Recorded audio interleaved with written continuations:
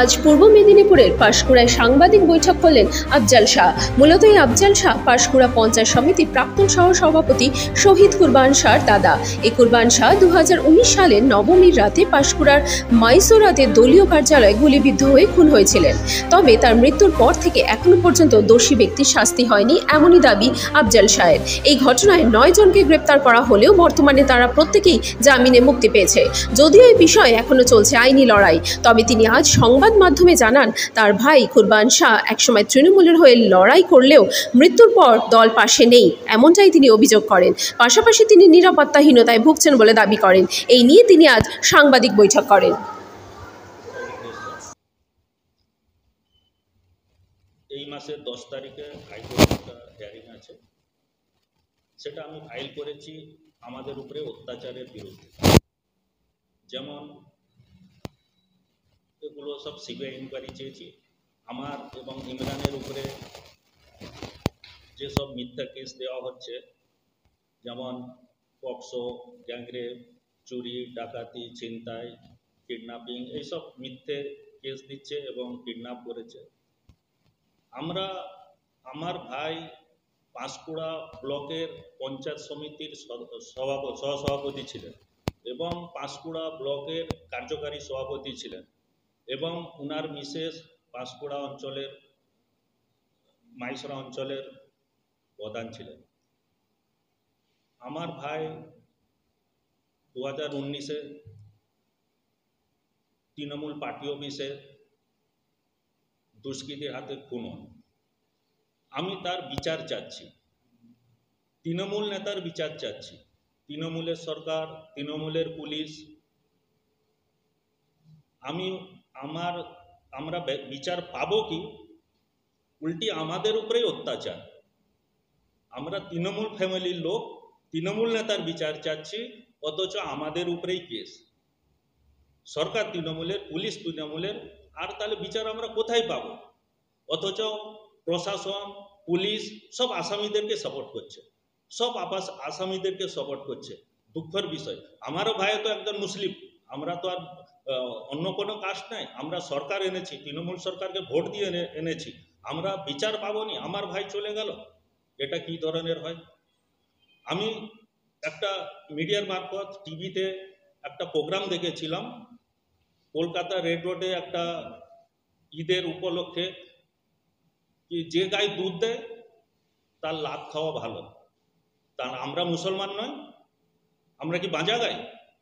আমরা কবে বিচার পাবো? তাহলে আমার অনুরোধ যেন আমার ভাই তৃণমূল নেতা বিচার চায়। আর আরেকটা দুঃখের বিষয়, আমাদের জেলার কোনো তৃণমূলের নেতার একটা মুখে শব্দ নেই কুরবান যে মার্ডার হয়ে গেছে তার হয়ে একটা কথা নেই, কোনো একটা তৃণমূলের মঞ্চে কথা নেই, একটা আফসোস নাই, একটা শোক বেদনা নাই। এরা কি নেতা? লজ্জা লাগেনি ওদেরকে? ওদের ফ্যামিলিতে যদি এরকম একটা ছেলে চলে যেত, এরা কোনো প্রতিবাদ করতো না? অথচ কারো বলার ক্ষমতা নেই এদের। এরা রাজনেতা। আমার ভাই তৃণমূল করতো নি, অথচ আসামির হয়ে সব তৃণমূল নেতারা সাপোর্ট করছে, অথচ কুরবানের হয়ে কেউ কোনো নেতা কথা বলতেছে। পুরো ব্লক করছে, জেলা করছে, আরো কলকাতার লোক করছে, সবাই করছে।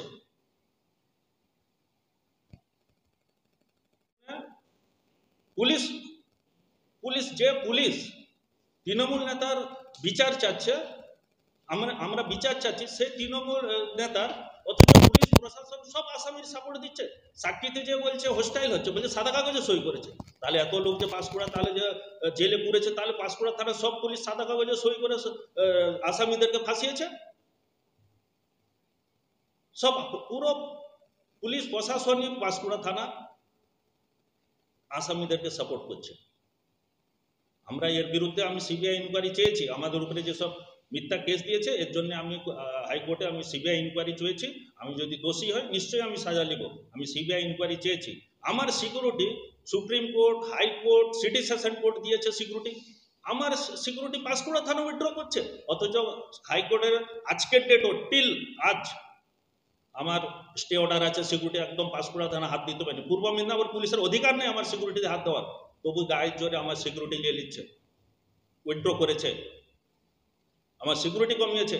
আমি বারবার বলছি কি আসামিরা সব জামিন পেয়েছে, আমার যে কোনো মুহূর্তে আমার জীবনের আছে, যে কোনো মধ্যে অঘটন ঘটাতে পারে। যেহেতু আমার বাড়িতে একটা মার্ডার হয়েছে, আমার ছোট ভাই, আমি কেস লড়ছি, আমাকে যে কোনো মুহূর্তে যে কোনো টাইমে আমার উপরে অ্যাকশন হতে পারে বলে বলে বলে বলে তাও পূর্ব মেদিনীপুর পুলিশ আমাদেরকে দিচ্ছেন।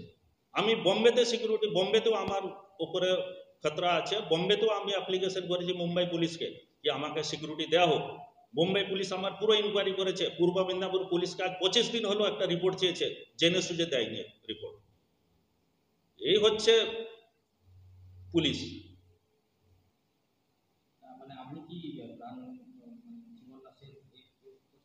হ্যাঁ হয়েছে, কেন যারা আমার ভাইকে মার্ডার করেছে তারা সব বাইরে আছে, তাদের এখন মূর্তি আলাদা, দেখছি তো কোর্টে যাচ্ছি তো, তাদের মানে অ্যাকশন মূর্তি সব আলাদা।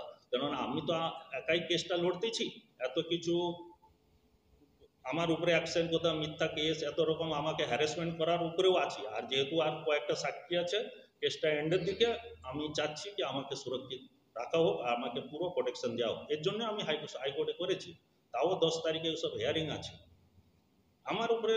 আমি আমার ভাইয়ের কেস লড়ছি, ও তৃণমূল নেতা, তৃণমূলের ছোট মোটো নেতা ছিল নি, অনেক বড় নেতা ছিল, তার বিচার চাচ্ছি, অথচ আমরা কোনো বিচার পাচ্ছি না। তৃণমূলের নেতাদের মুখে কি মানে ঝামা ঘষা হয়ে গেছে, একটা লোক কিছু বলতে পারেনি। এরা নেতা? আমি তো মনে করিনি এরা নেতা। এরা বলো কোনো মঞ্চে কুরবানের 1 মিনিটের জন্য তো কোনো নাম লেখ। এই কিছুদিন আগে আবার হবে 21শে জুলাই, যে কোনো মানুষ মারা গেছে, শহীদ হয়েছে, সবারই জীবনের দাম আছে। আমি তো দেখছি সে তার জন্য সব প্রস্তুতি। আমার ভাই যে এখানে একটা মার্ডার হয়েছে তার তো কেউ নাম লাইনি। এটা কি ধরনের রাজনীতি? আমি চাচ্ছি নেত্রী কানে যাক, আর এটা নিয়ে নেত্রীও চিন্তা বিবেচনা করুক কি কেন পূর্ব মেদিনীপুরের তৃণমূল নেতারা এরা নাম লিখছেন, কি অসুবিধা আছে? আমরা মুসলমান নয়? ওর জীবন যায়নি, 31 বছরের ছেলে চলে গেল একটা দুনিয়া থেকে, তার কোনো একটা নাম নেবেনি একটা মঞ্চে থেকে? আরে পাঁশকুড়া নেতাদেরকে ধন্যবাদ। ওই মানে আরেকটা ওই আছে না, এখন কিছুদিন আগে একটা গান শুনেছিলাম, ছিঁড়ে ননিছি ননিছি, ধনকে দেখলু, নেতাকে দেখলু, মিথ্যা কেস দিলু, মানুষকে চিনল না, চিড়ে ননিছি। এইগুলো আমাকে বোম্বে মিথ্যা কেস দিয়ে আমাকে বোম্বে চলে গেলো অ্যারেস্ট করতে, অথচ আমার ভাইয়ের খুনের আসামি পাঁশকুড়া থানার নাকের তলায় ঘোরাঘুরি করছে, আমি বলা সত্ত্বেও অ্যারেস্ট করেনি, আর আমাকে চলে গেল ধরতে। আমার ভাই মার্ডার হলো আর আমাকে মিথ্যা কেস দিয়ে বোম্বে চলে গেল ধরতে। আমার মিসেস রুগী মানুষ, সে বোম্বেতে আছে, তার নামেও কেস দিয়ে দিল।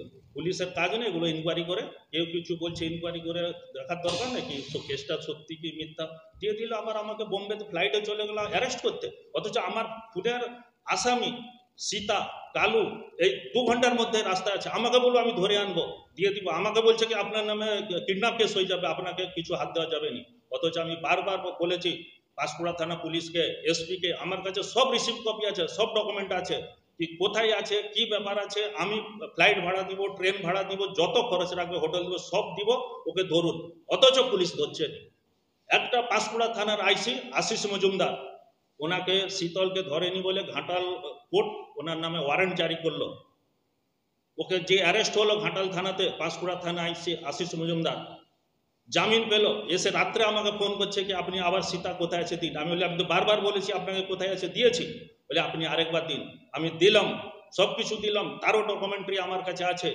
4 দিন পর সব ইনকোয়ারি করলো কোথায় আছে, আমাকে বললো ফোন করে পেয়ে গেছি, বলে আজকে ওকে অ্যারেস্ট করতে যাব, আপনি ওর কি করে চিনবো, ফটো ডকুমেন্টারি দিন। আমি ওনাকে ডকুমেন্টারি দিলাম, ওর ফটো দিলাম, আবার লোক দিলাম। তারপরে ফোন করছে রাতে কখন যাবেন, যে আমার লোকও সঙ্গে যাবো ওদেরকে দেখাতে। বলছে কি এখন গাড়ির অসুবিধা হয়ে গেছে। আমি গাড়ির টাকা দিচ্ছি, আমি সব দেখাচ্ছি। তার আবার 1 ঘন্টা পর ফোন করলাম, কখন যাবেন? বলে রাত্রে থাকা খাওয়ার অসুবিধা হচ্ছে, আমি ওটা একটু দেখতে হবে। আমি তাও আমি দিচ্ছি। তারপরেও কার ফোন এসে গেল, ধরতে গেল। উনি ওই আসামির জন্য জেল খাটলো, অথচ ধরতে গেল। এগুলো সব কি হচ্ছে?